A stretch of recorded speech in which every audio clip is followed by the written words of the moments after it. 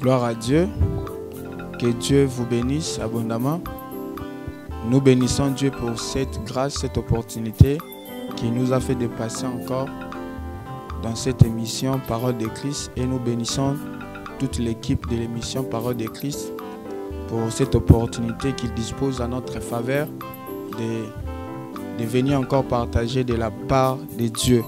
Ce matin, je vous propose 1 Samuel chapitre 10, le verset 10, 1 Samuel chapitre 1 plutôt, le verset 10 à 20, la Bible dit « Et l'amertume dans l'âme, elle pria l'Éternel et versa des pleurs. Elle fit un vœu en disant « Éternel des armées, si tu daignes regarder l'affliction de ta servante, si tu te souviens de moi et n'oublie point ta servante, et si tu donnes à ta servante un fils, je le consacrerai à l'Éternel pour tous les jours de ma vie, de sa vie, et le rasoir ne passera point sur sa tête, comme elle restait longtemps en prière devant l'Éternel. Élie observa sa bouche. Le verset 13, Anne a parlé dans son cœur et ne faisait que remuer les lèvres, mais on n'entendait point sa voix. Élie pensa qu'elle était ivre. Le verset 14, et il lui dit, jusqu'à quand seras-tu dans la l'ivresse? Fais passer ton vin. Anne répondit, non mon Seigneur, je suis une femme qui souffre en son cœur, et je ne bu ni vin ni boisson enivrante, mais je répondais mon âme devant l'Éternel, ne prends pas ta servante pour une femme pervertie, car c'est l'excès de ma douleur et de mon chagrin qui m'a fait passer jusqu'à présent.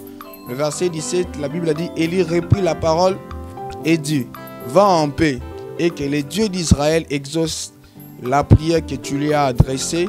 Elle dit, que ta servante trouve grâce à tes yeux. Et cette femme s'en alla, elle mangea et son visage ne fut plus le même. Ils s'élevèrent des bons matins et après avoir adoré l'Éternel, ils s'en retournèrent et revinrent dans leur maison à Rama. Elkana connut Anne, sa femme, et l'Éternel se souvint d'elle. Dans le cours de l'année, Anne devint enceinte et elle enfanta un fils qu'elle nomma Samuel, car dit-elle, je l'ai demandé à l'Éternel. Gloire à Dieu. Je vais vous parler de la prière d'Anne. La prière d'Anne, nous avons souvent l'occasion d'entendre parler des grands hommes de la Bible. Nous réfléchissons sur des grands hommes de la Bible, comme dernièrement j'avais parlé sur la prière de Jaébet, c'est un homme. Prochainement, je parlerai sur la prière d'Élie, la prière de Néhémie, ce sont des hommes. On a souvent l'habitude de parler des hommes, des grands hommes de la Bible, mais il est très rare de parler, de réfléchir sur la vie de certaines femmes de la Bible.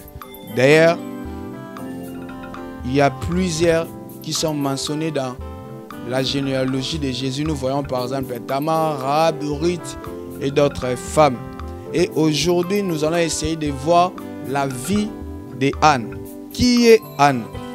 Anne, d'abord, c'est la mère de Samuel. Samuel le prophète, Samuel le dernier juge d'Israël. Anne, c'est la femme d'Elkana. Elkana avait deux femmes, Anne et Pénina. Mais il préférait plus Anne, et Pénina avait plusieurs enfants. C'est ainsi que Pénina s'est moquée de foi Anne. Pourquoi? Parce que Anne elle était stérile, Anne n'avait pas d'enfants, Anne ne pouvait pas avoir des enfants, et c'était comme un sujet d'humiliation pour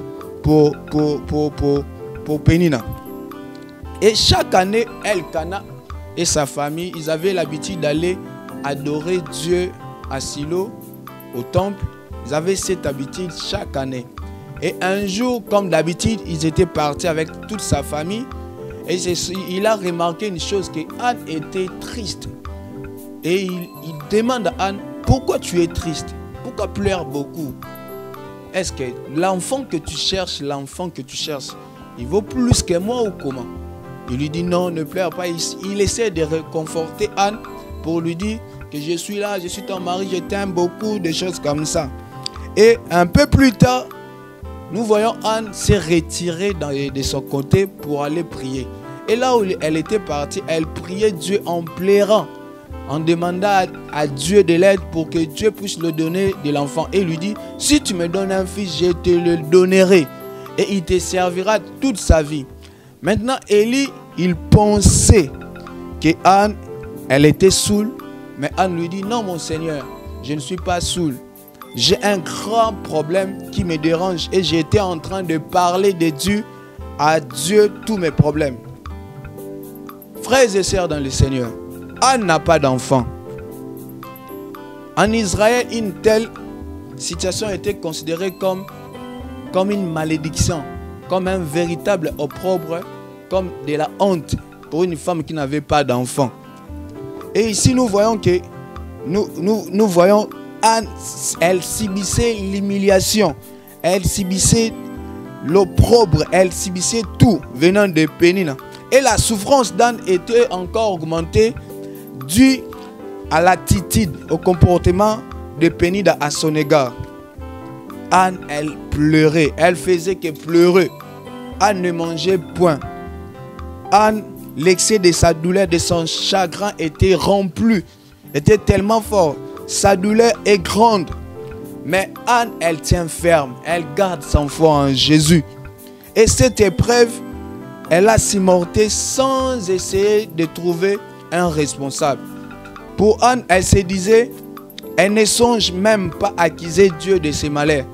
Parce que la solution de son problème, elle ne peut la trouver que dans la présence de Dieu. Elle a compris qu'en venant vers Jésus que je peux trouver la solution. En venant vers Jésus que je peux exposer mes problèmes à Dieu et pour que Dieu me donne la solution. C'est ainsi que Anne a ouvert son cœur. Elle a partagé sa souffrance avec Dieu. Dans le verset 10, la Bible dit, elle pria l'Éternel et vexa de pleurs. Elle pleurait.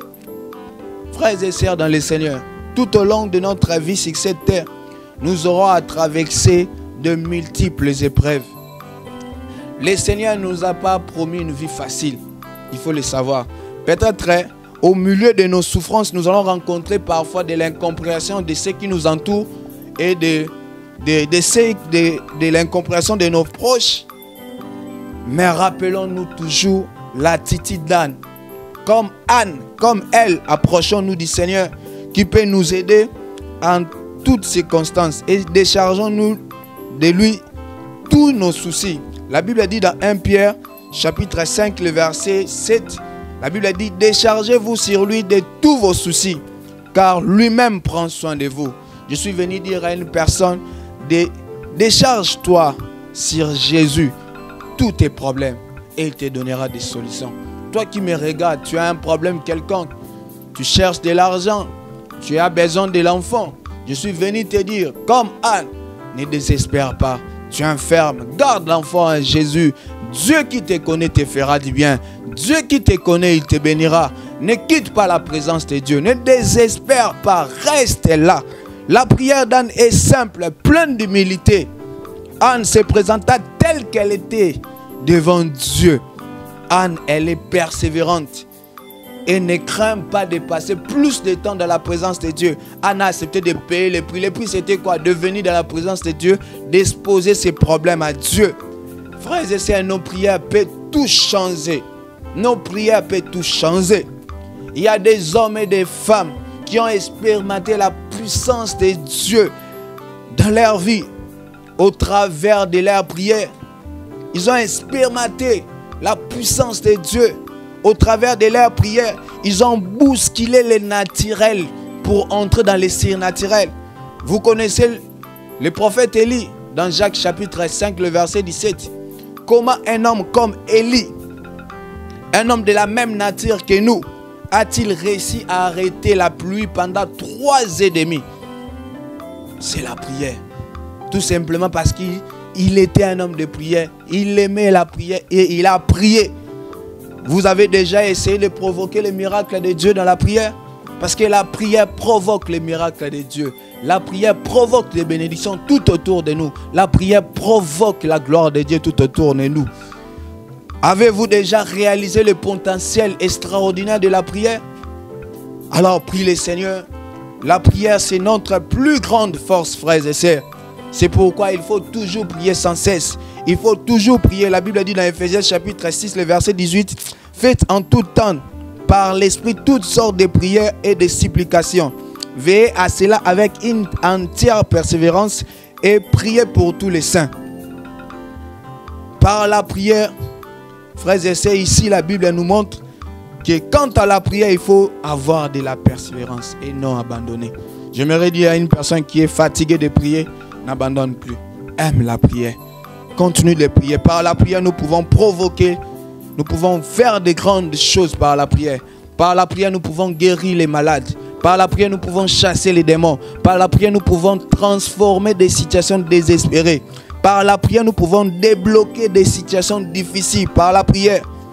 L'exaucement à ta prière, peut-être tu te dis, l'exaucement à ta prière, tu te sens fatigué de prier. Tu es déçu parce que tu ne vois rien. Frères et sœurs, sois comme Anne. Anne parlait dans son cœur et ne faisait que remuer les lèvres. C'était ça, la vie d'Anne. Ne lâche point. Même si tu n'as encore rien vu. Anne, elle a prié. Pour Anne, elle se disait, mon problème, même si je le dis à mon mari, personne ne me donnera la solution. Même si je le dis à ma famille, personne ne me donnera la solution. La seule personne qui peut me donner la solution, c'est Jésus. Et on s'approche devant Dieu dans sa présence en lui disant, Seigneur, je suis faible. Je ne peux rien faire. Donne-moi la force. C'est dans la prière que tu peux venir prier. Et après la prière de Anne, voici les conséquences de la prière de Anne. La première chose, quand Anne, elle a exprimé ses problèmes à Dieu, Anne, la Bible a dit, Élie l'a béni. La première chose, c'était Élie l'avait béni. Et deuxième, son visage a changé parce qu'elle a eu la certitude d'avoir touché le cœur de Dieu. Et elle était devenue un témoignage pour ceux qui le voyaient tout autour de lui. Dans sa souffrance, plusieurs l'ont regardé et ont témoigné. Jésus à travers elle. Elle a touché l'exaucement de sa prière qui était Samuel. Dieu l'a exaucé. Toi qui souffres, toi qui as besoin de quelque chose, toi qui as besoin de l'argent, toi qui, tu te dis souvent, tu n'as pas de frais académiques, personne ne pourra payer pour toi les frais académiques. Je suis venu te dire, prie le Seigneur. Toi qui me regardes en ces lieux ce matin, toi qui me suis en direct, j'aimerais te dire, aime Dieu plus que tout. Aime la prière plus que tout. Parce que la prière, c'est la clé des choses impossibles. Quand tu pries, Dieu ouvrira des portes. Dieu ouvrira des portes. Aime la vie de prière. N'abandonne pas. Aime la présence de Dieu. Accepte de tout perdre, mais ne perds jamais la vie de prière. Accepte de tout perdre, mais ne perds jamais cette vie de prière. Réveille-toi tout le temps. Prie le Seigneur. Quand tu as des problèmes, tu as des lacunes, expose tes problèmes à Jésus. Quand tout ne marche pas, viens vers Jésus. Quand rien ne bouge, viens vers Jésus. Il est notre maître, il est notre Seigneur. Moi, je n'ai jamais vu un homme de prière échouer. Même une personne, une femme échouer dans la vie de prière. Jamais je n'ai vu. Alors je t'encourage, toi qui pries, toi qui aimes la vie de prière, à aimer encore plus la vie de prière, à prier encore plus, à désirer encore Dieu, à aimer encore Dieu plus que toute chose, à aimer encore à prier aujourd'hui tu pries, demain tu pries, demain tu repries encore. Parfois on a l'habitude de parler de David. David il priait 7 fois par jour et Daniel il priait 3 fois par jour. Vous voyez, ce sont des grands hommes. Nous espérons avoir des grandes choses dans la vie. Mais je vous dis, il n'y a pas de grandes choses pour ceux qui ont une vie de prière, de délestage. Si tu veux avoir de grandes choses, il faut avoir une vie de prière constante. Aujourd'hui, tu pries, demain, tu pries, demain, tu répètes tous les jours, avoir une vie de prière de chaque jour. Alors, je t'encourage, je t'exhorte ce matin à aimer la vie de prière. Toi qui ne pries pas, toi qui priais avant, mais tu te fatigues, alors je t'encourage à ne pas abandonner. Fonce encore comme Anne. Si Anne, elle se disait, elle cherchait quelqu'un, si elle cherchait un responsable, bon, elle n'allait pas trouver la bénédiction qu'elle cherchait.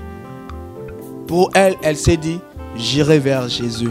J'irai vers mon Créateur. C'est lui qui me connaît.